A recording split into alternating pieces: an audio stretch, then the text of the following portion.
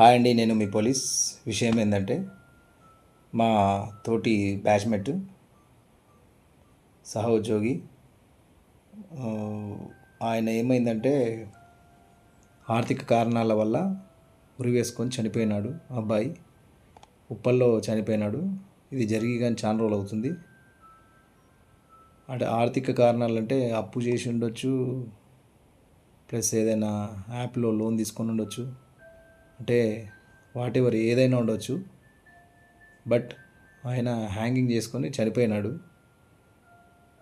అందు గురించని మా బ్యాచ్కి సంబంధించిన అందరం కలిసి ఏదో కొంచెం మా మాతో ఎంత అవుతుందో అంత చిన్నపాటి ఏదైనా సహాయం చేస్తే వాళ్ళకు ఏదైనా హెల్ప్ చేసిన వాళ్ళు అవుతాం అని చెప్పి మేమందరం కలిసి అమౌంట్ కలెక్ట్ చేసుకొని ఒక 2 lakhs వరకు వాళ్ళ ఫ్యామిలీకి, వాళ్ళ భార్యకైతే ఇవ్వడం జరిగింది.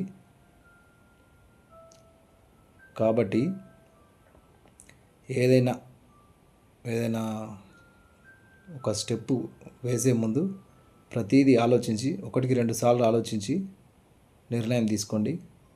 ఆర్థిక కారణాల వల్ల ఒక ఉద్యోగం చేస్తే ఒక ఎంప్లాయే ఒక ఆర్థిక కారణాల వల్ల సూసైడ్ చేసుకున్నాడంటే సాధారణ బయట పనిచేసే వాళ్ళ పరిస్థితి ఎలా ఉంటుంది? కాబట్టి దయచేసి ఎలాంటి అప్పుల జోలికి వెళ్ళొద్దు అండి. గొప్పలకు పోయి అప్పులు తెచ్చుకోవద్దు. ఉన్న దాంట్లో కారమైన గంజైనా తాగండి అంతే తప్ప గొప్పలకు పోయి అప్పులపాలు కావద్దు. ఆర్థిక కారణాలు మనిషిని మరీ దారుణంగా క్షీణింపజేస్తాయి. కాబట్టి ఆలోచనలు మనకు ఎటో తీసుకెళ్తాయి. కాబట్టి దయచేసి అర్థం చేసుకోండి.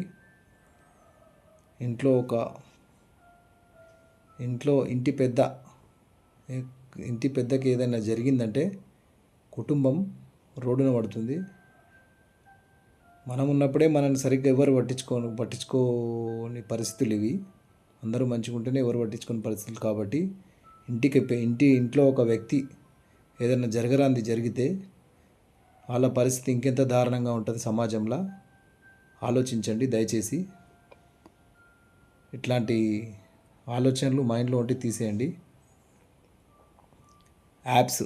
యాప్స్కి సంబంధించినవి కానీ ఏదైనా మనం ఒక 5,000 లోన్ వస్తుంది, ప్రీ అప్రూవ్డ్ అయింది నాకని చెప్పి కానీ ఏదైనా మెసేజ్లు కానీ అట్లా వస్తే ఏం ప్రెస్ చేయకండి దయచేసి.